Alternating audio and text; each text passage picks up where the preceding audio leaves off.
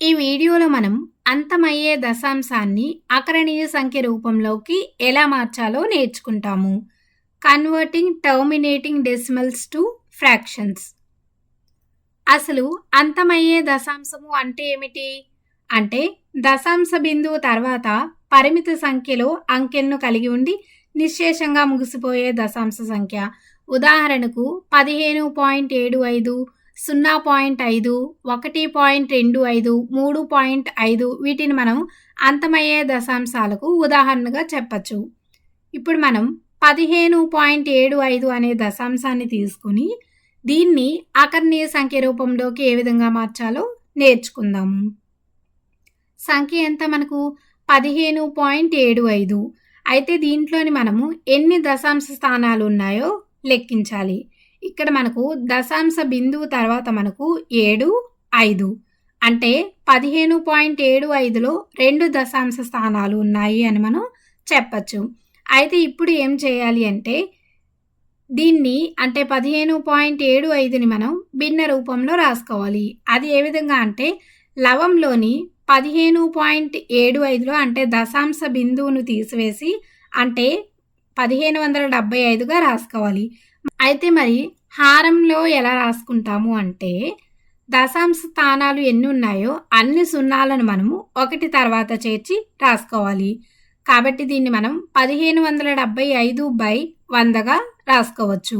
ఇప్పుడు ఏం చేయాలి అంటే దీంట్లోని 1575 మరియు 100 రెండు కూడా 5తో భాగించబడతాయి. కాబట్టి ఈ భిన్నాన్ని మనం లవాన్ని మరియు హారాన్ని రెండింటిని 5తో భాగిద్దాం. అప్పుడు ఏమవుతుంది మనకు 315/20 అనేది వస్తుంది. ఇక్కడ దీన్ని కూడా మనం గమనించినట్లయితే ఈ రెండు సంఖ్యలు కూడా మళ్ళీ 5తో భాగించబడతాయి. ఇప్పుడు లవాన్ని మరియు హారాన్ని మళ్ళీ 5తో మనం భాగిస్తే ఎంత వస్తుంది మనకు 63/4 అనేది వస్తుంది. ఇక్కడ 63 మరియు 4 అనేవి ఒకే సంఖ్యతో ఇంకా భాగించబడవు. కాబట్టి 15.75 యొక్క అకరణీయ రూపం ఎంత వచ్చింది మనకు 63/4 అనేది వచ్చింది.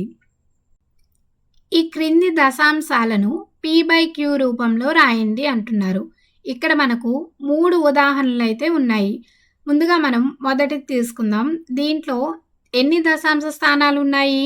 3 దశాంశ స్థానాలు ఉన్నాయి. కాబట్టి దీన్ని మనము 162/1000గా రాసుకోవచ్చు.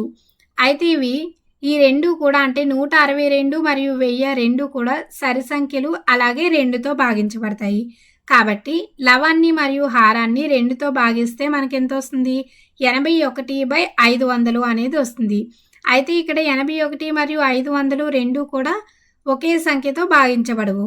కాబట్టి 0.162 యొక్క అకరణీయ రూపం ఎంత వచ్చింది మనకు 81/500 అనేది వచ్చింది. ఇప్పుడు రెండవ ఉదాహరణ చూద్దాం. దీంట్లో మనకు సంఖ్య ఎంత ఉంది -8.005 అనేది ఉంది. దీన్ని భిన్న రూపంలో మనం ఏ విధంగా రాసుకుంటాము -8005/1000గా రాసుకోవచ్చు. ఎందుకంటే దీంట్లో మనకు 3 దశాంశ స్థానాలు ఉన్నాయి కాబట్టి. ఇప్పుడు లవం మరియు హారము రెండు కూడా 5తో భాగించబడతాయి. దీన్ని మనం 5తో భాగించినప్పుడు మనకి ఎంత వస్తుంది అంటే -1601/200 అనేది వస్తుంది. ఈ రెండు సంఖ్యల్ని కూడా ఒకే సంఖ్యతో ఇంకా మనం భాగించలేము. కాబట్టి -8.005 యొక్క అకరణీయ రూపం ఎంత వచ్చింది -1601/200 వచ్చింది. ఇప్పుడు మూడవ చూద్దాం. 3.6 దీంట్లో మనకు 1 దశాంశ స్థానము అనేది ఉంది. కాబట్టి దీన్ని మనం 36/10గా రాసుకోవచ్చు. ఇప్పుడు 36 మరియు 10 రెండు కూడా 2తో భాగించబడతాయి. కాబట్టి లవాన్ని మరియు హారాన్ని 2తో భాగిస్తే మనకి ఎంత వస్తుందంటే 18/5 అనేది వస్తుంది. అంటే 3.6 యొక్క అకరణీయ రూపం ఎంత వచ్చింది 18/5 వచ్చింది.